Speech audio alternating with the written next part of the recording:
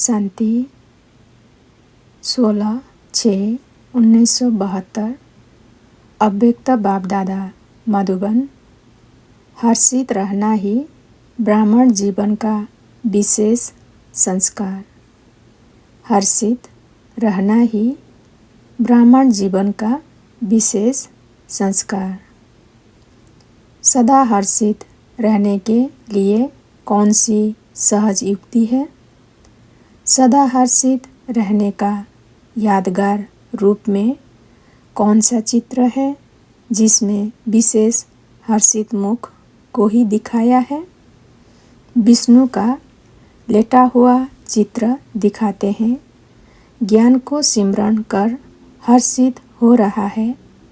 विशेष हर्षित होने का चित्र ही यादगार रूप में दिखाया हुआ है।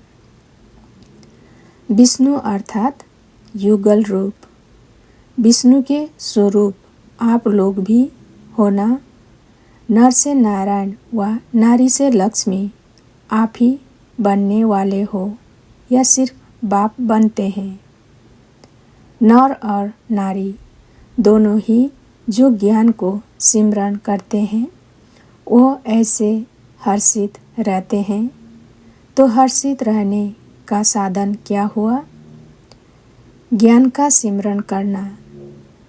हर्षित रहने का साधन ज्ञान का सिमरण करना।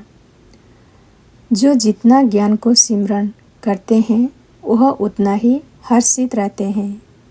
ज्ञान का सिमरण ना चलने का कारण क्या है? व्यर्थ सिमरण में चले जाते हैं। व्यर्थ सिमरण होता है तो ज्ञान का सिमरण नहीं होता।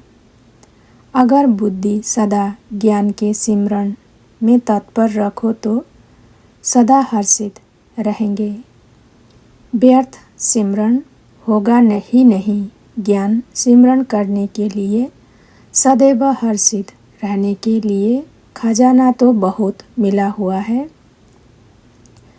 जैसे आजकल कोई बहुत धनवान होते हैं तो कहते हैं इनके पास तो अनगिनती धन है। ऐसे ही ज्ञान का खजाना जो मिला है वह गिनती कर सकते हो? इतना अनगिनत होते हुए फिर छोड़ क्यों देते हो? कोई कमी के कारण ही उस चीज़ का न होना संभव होता है। लेकिन कमी न होते भी चीज़ ना हो ये तो नहीं होना चाहिए ना। ज्ञान के खजाने से वह बातें ज़्यादा अच्छी लगती है क्या? जैसे समझते हो कि यह बहुत समय की आदत पड़ी हुई है इसलिए न चाहते भी आ जाता है। तो अब ज्ञान का सिमरण करते हुए कितना समय हुआ है? संगम का 1 वर्ष भी कितने के बराबर है? संगम का 1 वर्ष भी बहुत बड़ा है। इसी हिसाब से देखो तो यह भी बहुत समय की बात हुई ना। तो जैसे वो बहुत समय के संस्कार होने के कारण न चाहते भी स्मृति में आ जाते हैं तो यह भी बहुत समय की स्मृति नेचुरल क्यों नहीं रहती?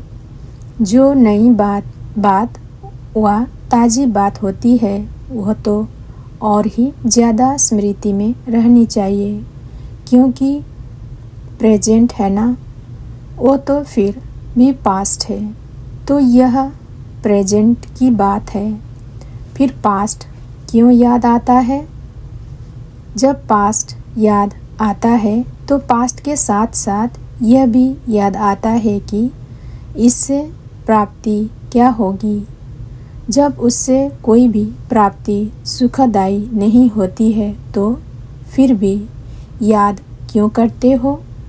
रिजल्ट सामने होते हुए भी फिर भी याद क्यों करते हो? यह भी समझते हो कि यह व्यर्थ है। व्यर्थ का परिणाम भी व्यर्थ होगा ना। व्यर्थ परिणाम समझते भी फिर प्रैक्टिकल में आते हो तो इसको क्या कहा जाए? निर्बलता। समझते हुए भी कर न पावे, इसको कहा जाता है निर्बलता। अब तक निर्बल हो क्या? अथॉरिटी वाले की निशानी क्या होती है? उसमें विल पावर होती है, जो चाहे वह कर सकता है, करा सकता है, इसलिए कहा जाता है यह अथॉरिटी वाला है। बाप ने जो अथॉरिटी दी है वह अभी प्राप्त नहीं की है क्या? मास्टर ऑलमाइटी अथॉरिटी हो। ऑलमाइटी अर्थात सर्वशक्तिवान। जिसके पास सर्व शक्तियों की अथॉरिटी है, वो समझते भी कर न पावे तो उनको ऑलमाइटी अथॉरिटी कहेंगे। यह भूल जाते हो कि मैं कौन हूँ। यह तो स्वयं की पोजीशन है ना, तो क्या अपने आप को भूल जाते हो? असली को भूल नहीं, नकली में आ जाते हो। जैसे आजकल अपनी सूरत को भी नकली बनाने का फैशन है।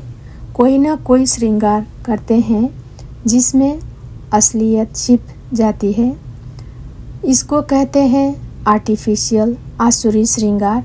असल में भारतवासी फिर भी सभी धर्मों की आत्माओं की तुलना में सतोगुणी है, लेकिन अपना नकली रूप बनाकर आर्टिफिशियल एक्ट और श्रृंगार कर दिन प्रतिदिन अपने को असुर बनाते जा रहे हैं। आप तो असलियत को नहीं भूलो। असलियत को भूलने से ही आसुरी संस्कार आते हैं। लौकिक रूप में भी जो पावरफुल बहुत होता है, उसके आगे जाने की कोई हिम्मत नहीं रखते। आप अगर ऑलमाइटी अथॉरिटी की पोजीशन पर ठहरो तो यह आसुरी संस्कार व व्यर्थ संस्कारों की हिम्मत हो सकती है क्या आपके सामने आने की? अपनी पोजीशन से क्यों उतरते हो? संगम युग का असली संस्कार है जो सदा नॉलेज देता और लेता रहता है। उसको सदा ज्ञान स्मृति में रहेगा और सदा हर्षित रहेगा।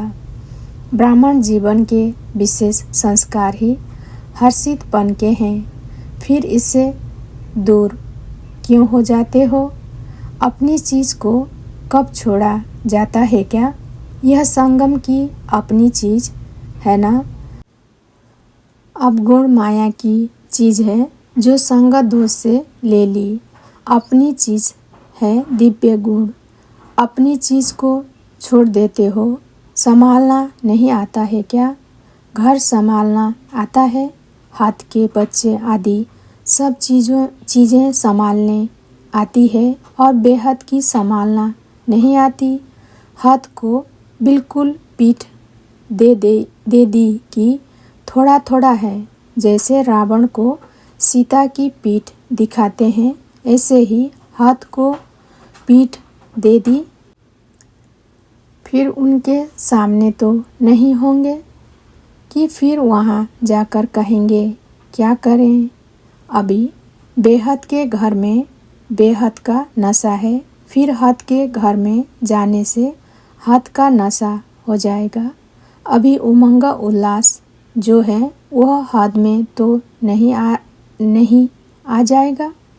जैसे अभी बेहद का उमंग और उल्लास है, उसमें कुछ अंतर तो नहीं आएगा। हद को विदाई दे दी कि अभी भी थोड़ी खातिरी करेंगे। समझना चाहिए यह अलौकिक जन्म किसके प्रति है? हद के कार्य के प्रति है क्या? अलौकिक जन्म क्यों लिया? जिस कार्य अर्थ यह अलौकिक जन्म लिया वो कार्य नहीं किया तो क्या किया? लोगों को कहते हो ना, बाप के बच्चे होते बाप का परिचय न जाना तो बच्चे ही कैसे?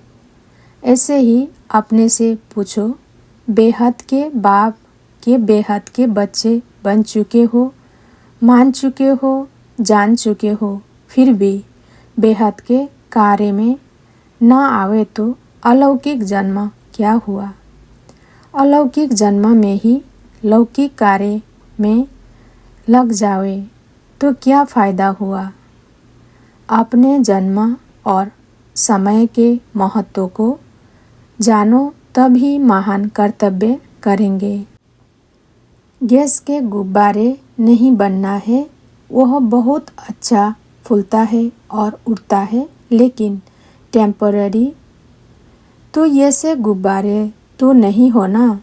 अच्छा, ओम शांति।